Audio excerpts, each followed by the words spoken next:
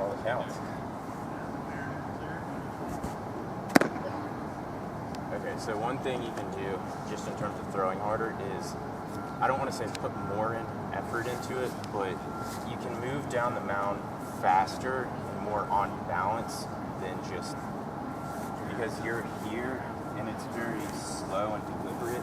So really the next step from there is to ramp it up and really sit on that back leg, like drive with it, because when I'm... Hey guy, y'all that are going to pitch in a bit, come down here and listen to him.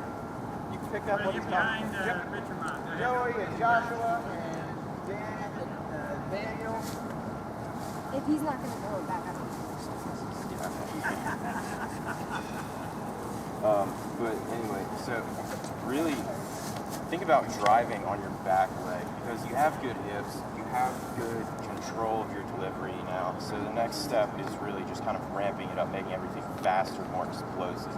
And that's going to come with being stronger, but at the same time, you can also focus really on putting that back weight on your leg. I mean, when I'm thinking about it, when I'm in this position here, striding out, I don't feel anything on this half of my body. You should feel everything sitting right here in this thigh. So just think about sitting behind the ball for as long as you can until you have to rotate and release it. So just try throwing it a little bit harder.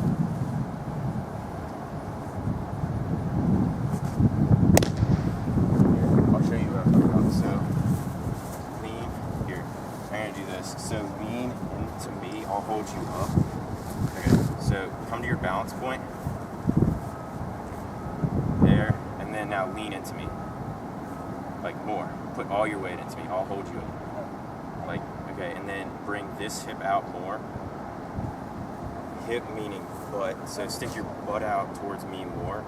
And then, okay, so when you're in your balance point coming out of that, you want to push all of your weight that way in a straight line. Don't put any of it in that direction or that direction. Just think about sitting on your butt cheek the whole way, and then it'll just come.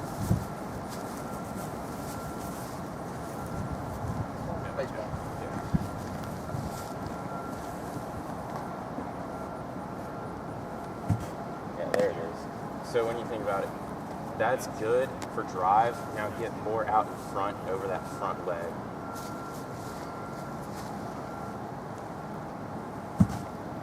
There it is.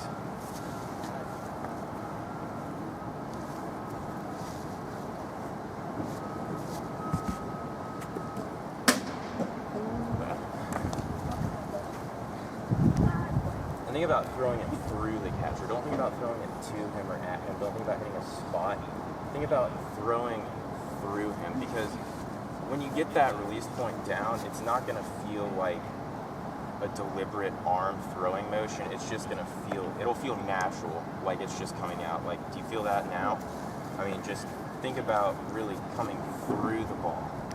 And it's going to take some practice to get there. I mean, you got to go out and you got to throw baseballs every day for a few years, and it'll eventually come. But you just got to work on really working through the ball towards the plate in a straight line and staying in control of your delivery.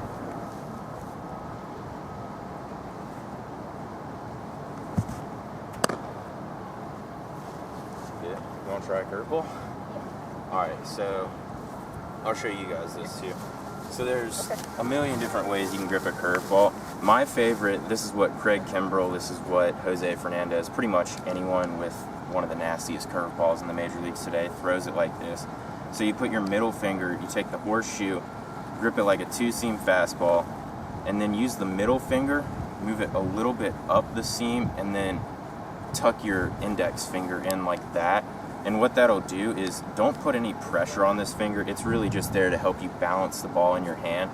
So really, you're just throwing the baseball with this middle finger, and then this is just holding it in place. And think about, when you throw it, don't think about twisting your arm or anything. If you grip it like this and you grip it right and you feel some tension in your middle finger, it'll come out. It'll just come out naturally. So if you want to try, just... I've done this before. Oh, okay, yeah. So you throw it like a fastball, but you just change the It's not so much throwing it like a fastball. It's more so you throw it in the sense of you're just throwing the ball and it'll come out naturally as a curveball because the grip itself Makes will you lead your arm to come out at this angle. So that's how you really get that movement when you flip over that middle finger on the ball and you get that snap top spin. Looks like a velvet ball. That's a downward movement. So, And don't try to slow anything down in your delivery too. You know, really just same everything. Just throwing it with this grip, and it'll come out from this angle right here, and it'll feel natural.